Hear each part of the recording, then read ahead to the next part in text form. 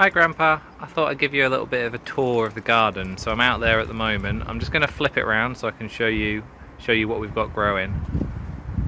So this is our bearings, we're right at the back, that's the house. And then I'm in the opposite corner, so you can see we've got a couple of flower beds, and we've got a little greenhouse here and a greenhouse here. So starting with this greenhouse, this is currently holding the overflow tomatoes, which are doing pretty well, and some aubergines, which are just starting to flower. This one is, anyway. Got a few here, then they've got a little while yet to go. Little pot here with some flowers and some sunflowers. Another sunflower. And then this is greenhouse number 1, or greenhouse number 2. This is just tomatoes, so we've got 3 plants in here. This one's doing the best on the right, but the others are doing okay. We've then got more tomatoes outside, another 2 grow bags, again doing pretty well. If we move to this raised bed, this has got a space here where there should be some spring onions, but they're not growing. Then we've got carrots, turnips, I think this is going to be some beetroot. Then we've got a load of lettuce and rocket. Space at the back there, which is where we had radishes, but we've pulled all of those out. Over here we've got 3 pots of potatoes. So those are all doing pretty well. They just need to flower, then die back, and then we'll be digging those out.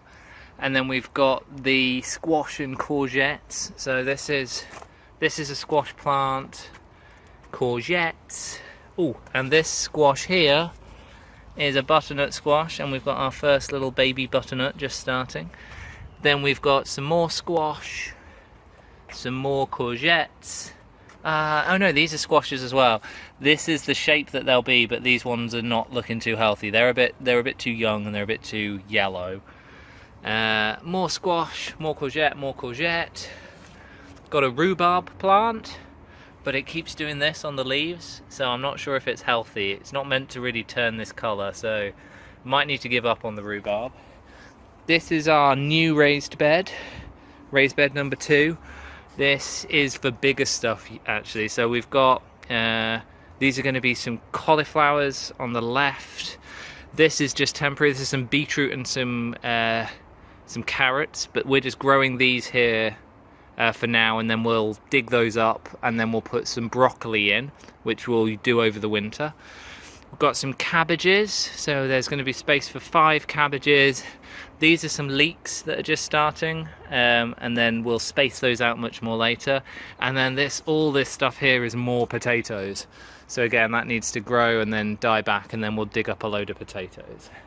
And then that's it for all the veg, but then we've got some other flower stuff growing. So we made this out of a pallet, and we want to put that up on the wall, but we haven't got around to that yet. But this has some strawberries in here. So this is a strawberry. Other than that, these are strawberry plants as well, I think, but I'm not sure why they're pink. I think they're always meant to be white, but shows I don't know too much about strawberries. We've got a load of pots here, which are all for dahlias, so we planted those out. Some of them are growing better than others, but hopefully they'll all kick on.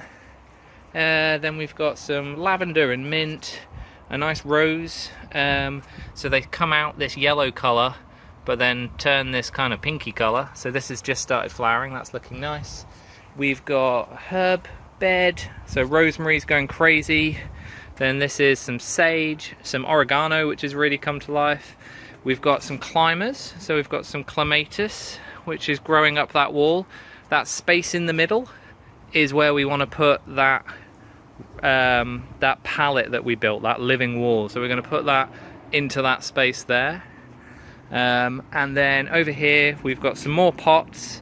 So these we planted up with some bedding plants, so all sorts of different things. I don't really know what they are, but hopefully they'll come out and be a bit more colourful. And then this is a little blackcurrant bush, but I think somewhere in here there's some blackcurrants, maybe. Oh, you can just see some there. There's one in there. There's a few more, but not too many. And then we've got this lovely Japanese maple, which is lovely in red, but it's only small because it's in a little pot. So yeah, so that's our back garden. Now I'm at the other end, you can see the view. So that's where the raised beds are and the greenhouses. And all these things are up against the edge. We'll probably move them somewhere else once they're growing a bit more. So that's all of the back garden. I'll have to do one for the front as well and show you that. And this is the front. So this is where we did just have a big patch of lawn, but we've dug it up and put some flowers in. You can see some of them have already started flowering. These are sedums. Last year they were all laying on the ground. This year they're all standing up. Not sure why, but they seem to be doing that. Put some grasses in at the back. This is a heuchera. And then this thing's gone crazy. This is a thing called a Nautia, but it looks a little bit wild. We might have to trim that back a little. And then there's the car. And then on the other side of the car, we've put these clematis climbers in to try and climb up and climb through the trellis. So put those in about maybe 6 weeks ago, and they're already up and climbing through here. So hopefully they'll keep doing that for the next few months. We've also put a few little bedding plants in. You can tell the difference between the ones that we bought and the ones that we tried to grow ourselves, which don't look particularly healthy. But hopefully they'll all kick in. Having to water everything a lot at the moment because it's obviously brutally hot, but I'm sure you're going through the exact same thing. Cool, that's the front, and here's the car again. Another rear angle of the car. Cool.